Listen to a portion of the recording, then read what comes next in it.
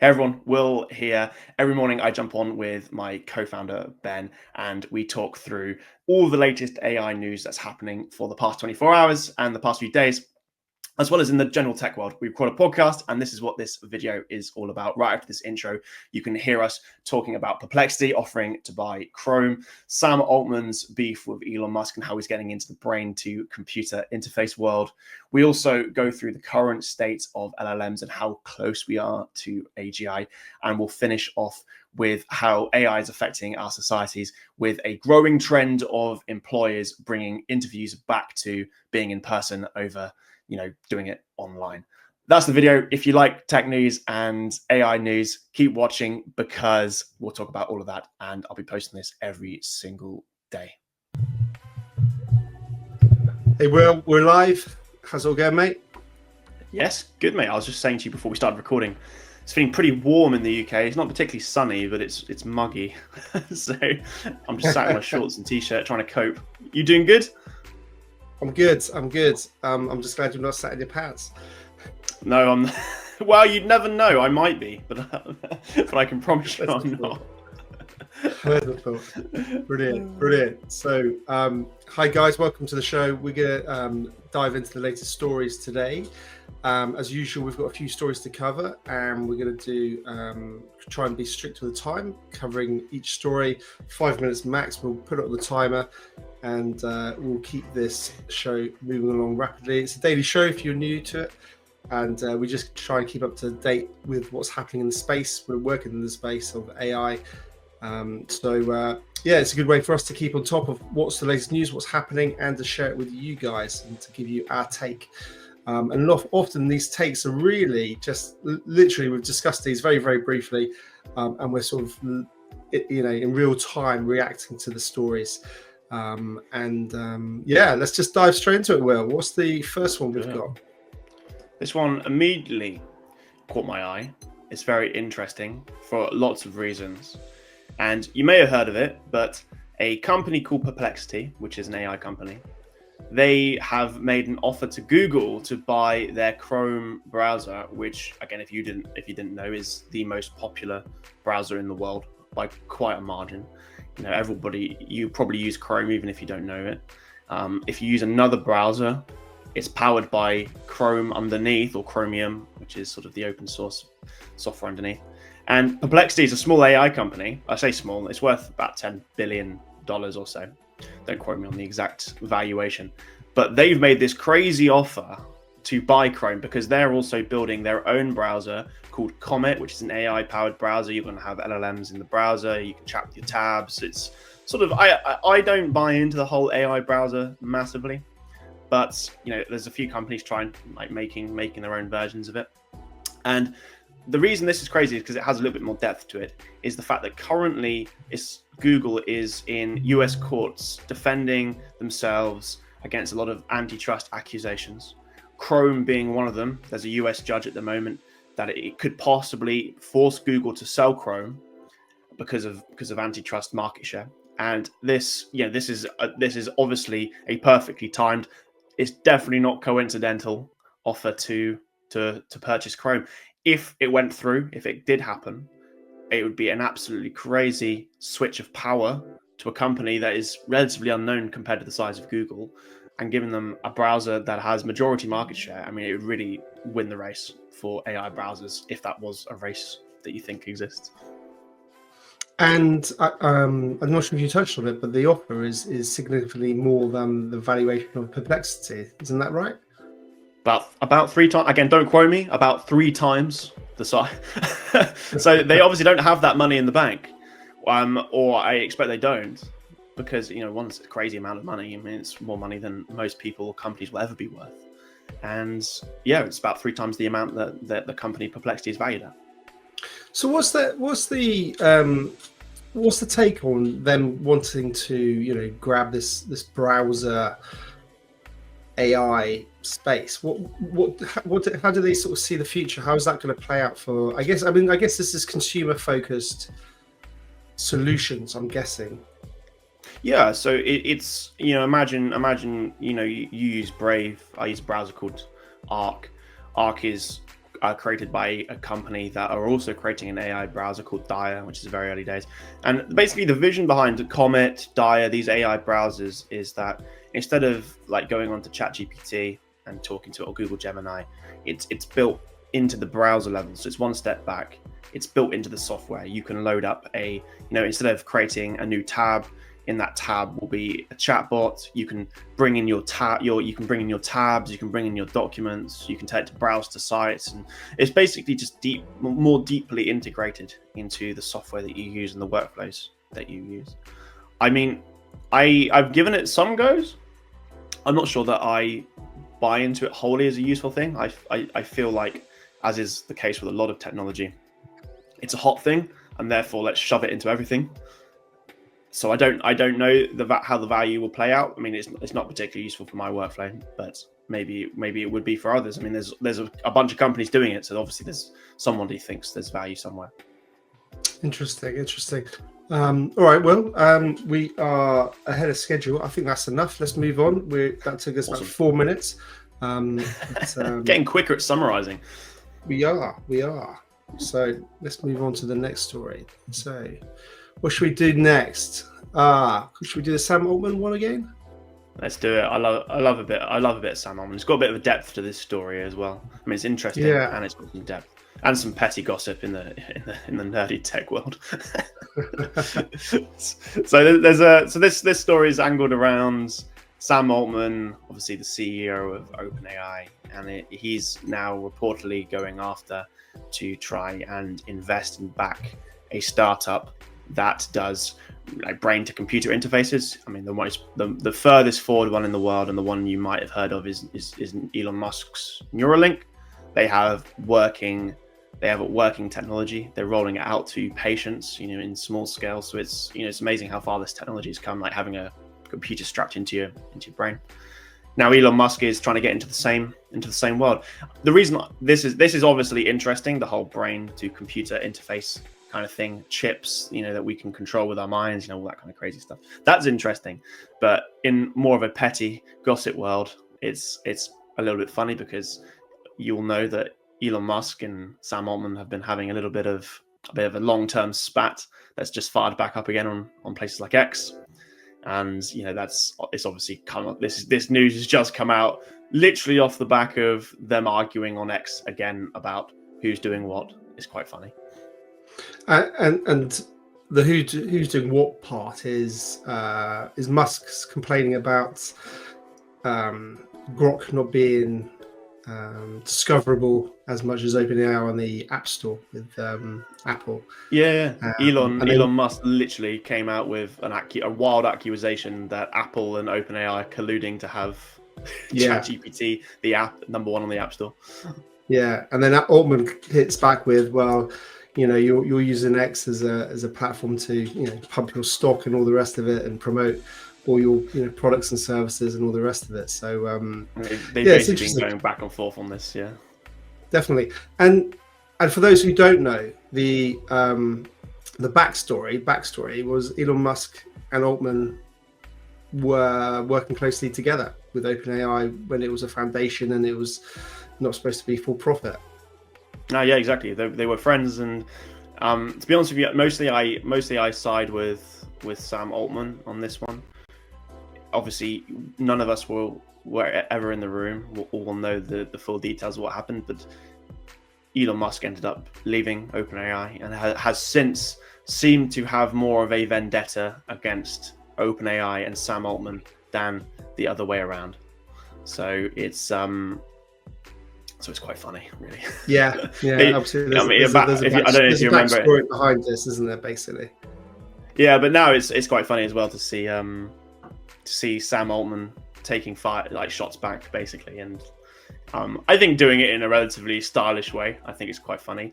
Again, about 12 months ago, Elon Musk offered to buy OpenAI, which was again quite funny, as after suing them a lot, and Sam Altman fired back with wanting to buy X, and onwards the merry-go-round goes. If you don't have the sense of humor for it, the other perspective is that it's billionaires arguing over billionaire things, which, considering the state of the world, annoys some people as well. For But sure. me personally, I don't think it's that deep. Yeah. Well, it's a little bit of power games, isn't it?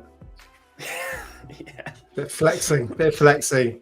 Right. I think that's enough. We've managed to do that under 5 minutes as well. Right. It's perfect. We're actually flying through it. You were good at this. We're getting better. So, okay, we'll hit that one. What's the next story?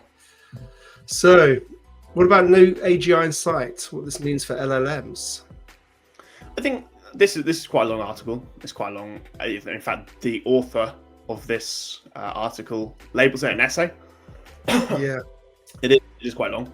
However, it's a reality check on where we are with technology, and also how we're doing in this grand scheme of of AGI, which is what companies like OpenAI, Anthropic, Google, they're all working towards these general intelligences.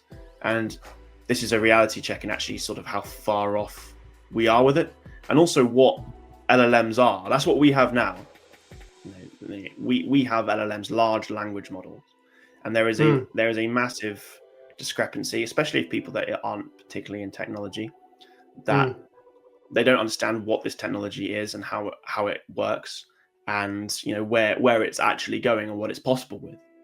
We spoke yesterday a little bit about how GPT-5 came out and how it's relatively underwhelming for people, and I spoke about the fact that this will probably be the case. I mean, for the general user, not much will have changed in terms of how good it is at writing tasks and doing general things that you would do day to day.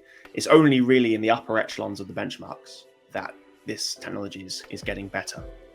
And now people complaining about GPT-5 is not on its ability, it's more on its personality, which again shows something about where this technology is going. We're hitting a roadblock, if that makes sense, where this architecture behind modern day AI, so these LLMs, this LLM architecture, there's a roadblock here that we have to get through in order to reach this sort of land of artificial general intelligence, if that makes sense.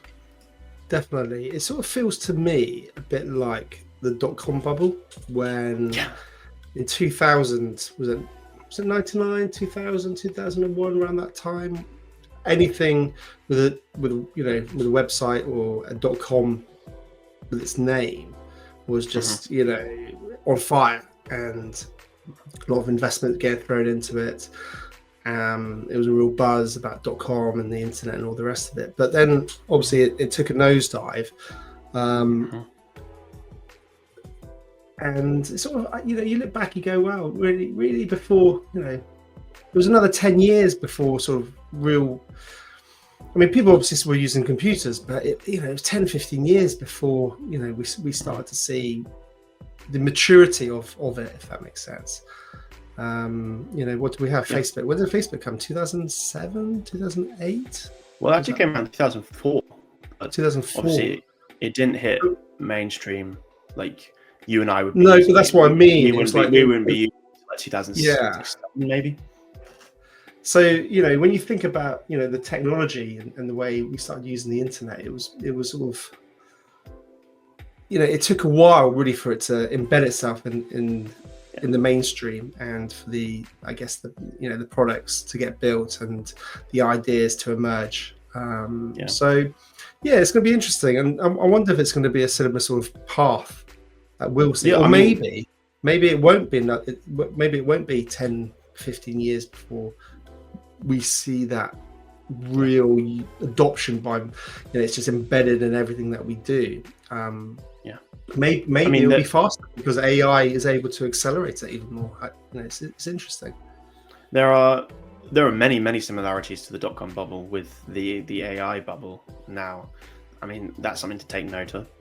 And again, there is also this angle, where we're hitting, people are making posts about AI layoffs and losing their jobs. And we're having, only a few days ago, we had a fairly deep conversation on this show talking about, the morals and the ethics of AI. I think it's nice to see some articles like this, because often you get lost in this sci-fi fantasy of where it's heading, but we're really far off it again, lots of companies, as you said, will die off because everyone's putting AI into everything, and that's something to be wary of. But this haven of artificial general intelligence or artificial superintelligence is definitely coming, and it will. However, there are a lot of roadblocks to overcome, and the technology that you're using today will likely not look like what AGI will end up being. At least the architecture underneath, the large language model architecture, is likely going to change to achieve AGI. So it's an interesting little reality check in terms of where the technology is. It is, and I think it's not just a technology time scale delay for things to get built and to evolve, if that makes sense. I think it's also a cultural, social delay for people to get used to using these things. So the technology might be built for XYZ task, but for that adoption to it's going to take for the adoption it's going to take time to grow and people start to feel comfortable with. And we've seen that when we talk about our own Ava Mind product, the AI therapeutic assistant.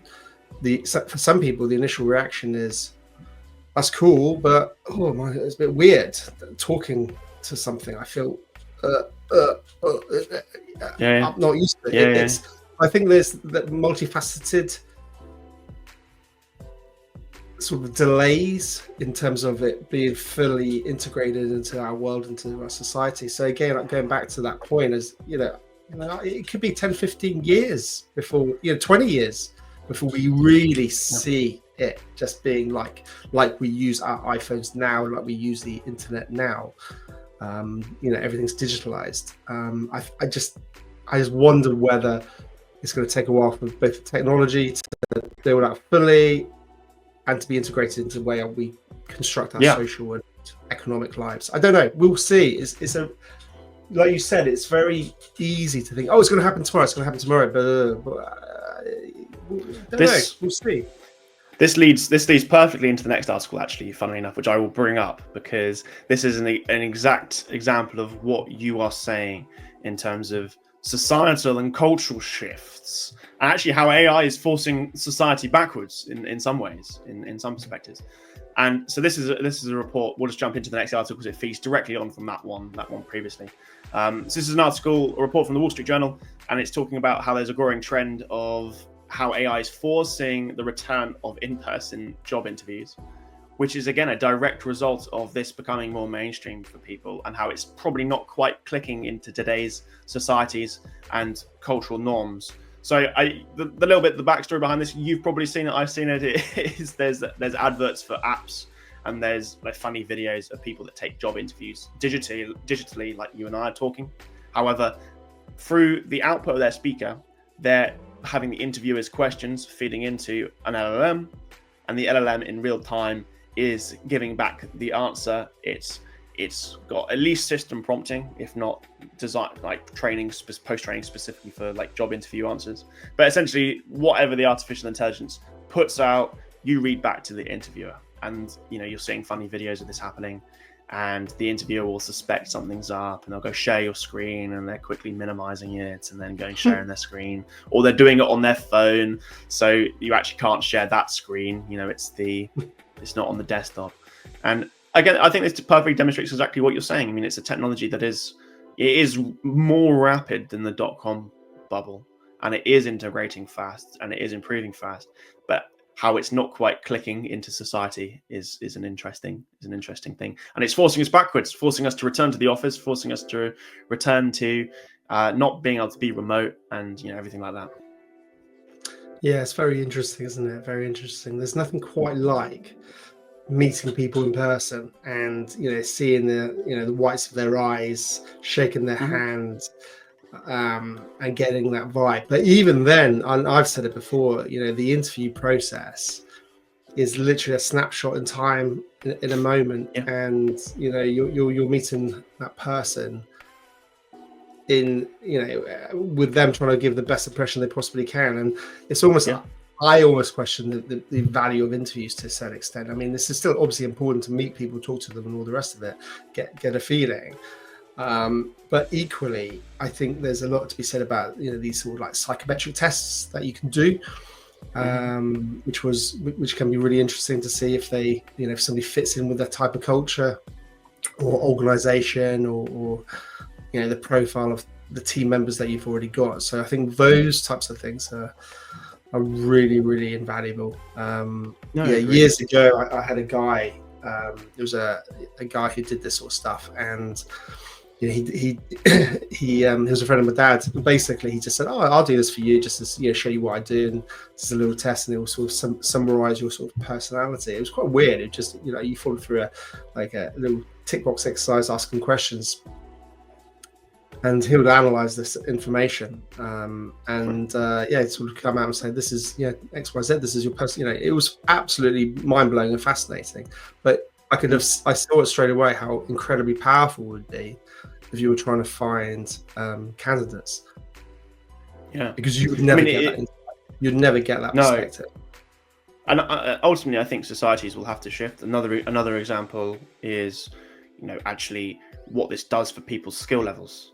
Training for interviews and practicing for interviews and preparing has been a cultural norm, for as long as we can remember in the modern world. And now we're hitting this, and this is not just the interview process, but doing the job. People are relying more and more on AI to give them the answers. It's stunting people's ability to learn, and making aspects of their cognitive ability go down. Again, it's so early days that we don't have any long-term study on it, but I mean, this is completely anecdotally and brought up by just people's stories. But I can see it, and you can see it, as you use these AI tools more, there is a reliance on it. And I'm not saying that it's not a very powerful thing to have these tools at our disposal, and they will continue to be. But again, it's another, how does that fit into society long term? Same thing. Interesting. Maybe our skills become less important, but our hard skills of whatever the tasks are, maybe they become less important because a machine can effectively do it. But maybe those softer skills are the way we communicate, the way we sort of interact with our colleagues, maybe the way we problem solve, or maybe those softer skills become more relevant. Yeah, I mean, ultimately, yeah. I mean, maybe there is an answer to this, and you can't stop it, and it will happen, and societies will adjust. But it's just very interesting to see how AI is grating into current society, and how it's not quite fitting. That's what's quite interesting. That was 5 minutes, mate. That was the longest one we chatted about. So we actually hit Amazing. the timer on that one. The other ones we flew through. Amazing. Was that it? Will, was that the last story? That was the last story. We did really well there. Fantastic. So, do you want anything else to add? I don't think so. I think we covered off sort of the main highlights. This is what's quite fun, is that every day we can bring something new to the table. We've spoken this week about what we're doing sort of in-house with Ava, and that work continues.